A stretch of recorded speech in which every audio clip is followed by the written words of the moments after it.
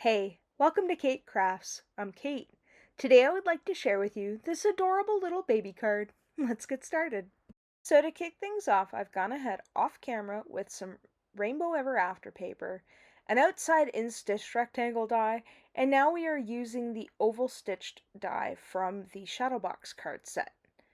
And all I'm doing here is creating a little bit of a window, and then I want to make sure that I line up where my card base is going to be in my card panel, so that way we can create a second window. Now you could do this on the outside and line everything up and cut it at once, but I wanted that finished looking edge on the inside of the card, so I'm just kind of figuring out how to go about that process. So at first I thought I could just draw it, but then again, if you draw it, you don't really see it because it's a line that kind of goes around the inside where the cut is, and you don't see it with the die. So I'm trying to line this up as best as I can. Give me an idea of measurement wise. I'm kind of loosely guessing that it's got to be a little bit bigger than a centimeter from either edge. So we're just going to run with it. This is what we're going to do. We cut it out. We've got this finished edge, which I really like. And then what I've done is I've stamped out from the +1 stamp set, there's a baby on the way. So we've stamped that out on some white cardstock, and then I've used the outside in stitched rectangle die to cut it so that the edges match up and look nice and tidy. This was kind of a last minute card.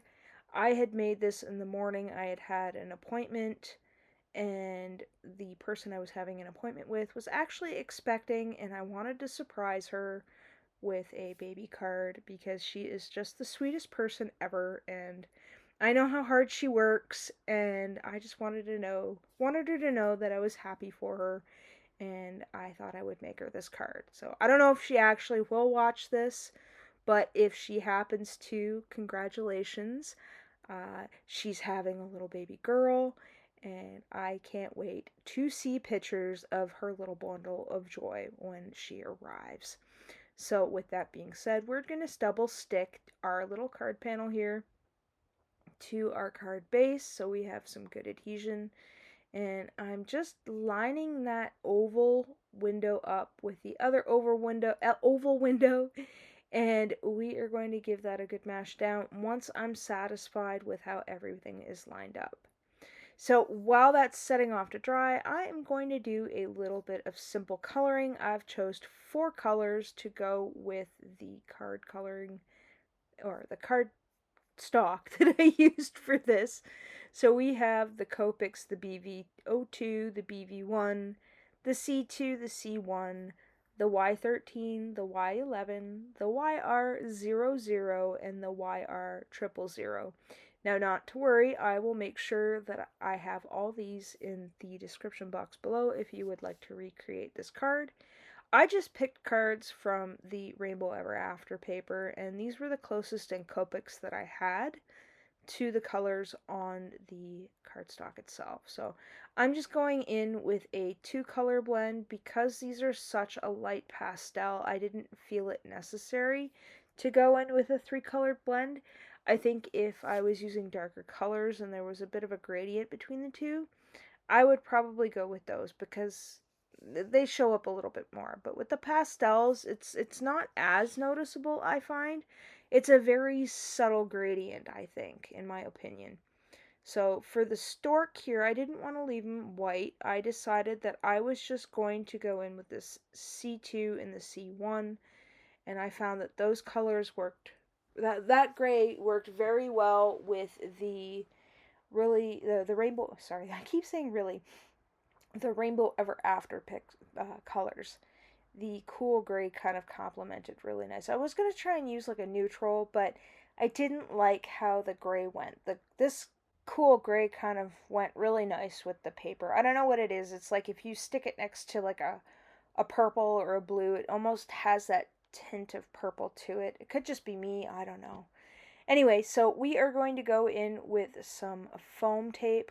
I'm just using some dollar store foam tape that I had in my stash, and I'm going to get a little extra with it and kind of puzzle piece a bunch of little pieces together because I don't know, I was in the mood to add a bunch of foam tape to the back of this stork.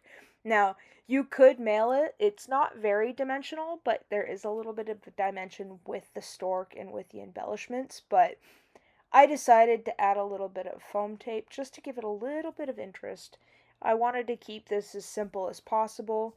I don't know if you would classify this as a clean and simple card because there is a lot of color, but that's kind of a gray area for me. I'm still not too sure about what clean and simple is, but I know I could ask a couple of friends if I really needed some help. So I'm just going to give that guy a good mash down, and then we are going to add in the little pram or stroller, depending on where you are in the world. I call it a stroller or a buggy. Other parts of the world call it something different. What do you call this in your part of the world? So I'm just going to use my little tweezers here. I thought about putting foam tape on it, but I decided against it because I didn't want it popping out too much. Although that would be kind of cute if you did put some foam tape underneath it just to give it a little dimension. But instead of using the foam tape on it, I have some of these Studio Katia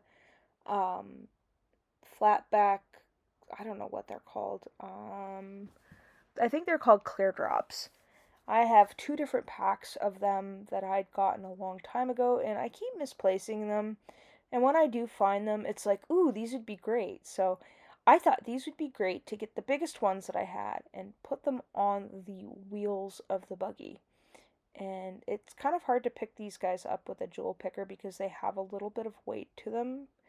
So I try in vain to pick them up, and I'm just going to use my fat fingers. And I just think that looked really neat. So when you open it up, you see this adorable little buggy with these like drops of clear on them, and yeah. So the center that I'd cut out, I'd use the rest of the sentiment from the stamp set to stamp there with the little stars, and I thought that would tie the front in with the inside all matchy matchy like. So once we've got that down, our card is complete. I really hope you enjoyed today's project, and if you haven't yet, I'd appreciate it if you'd subscribed and maybe liked this video. And as always, thanks for hanging out with me today. Take care.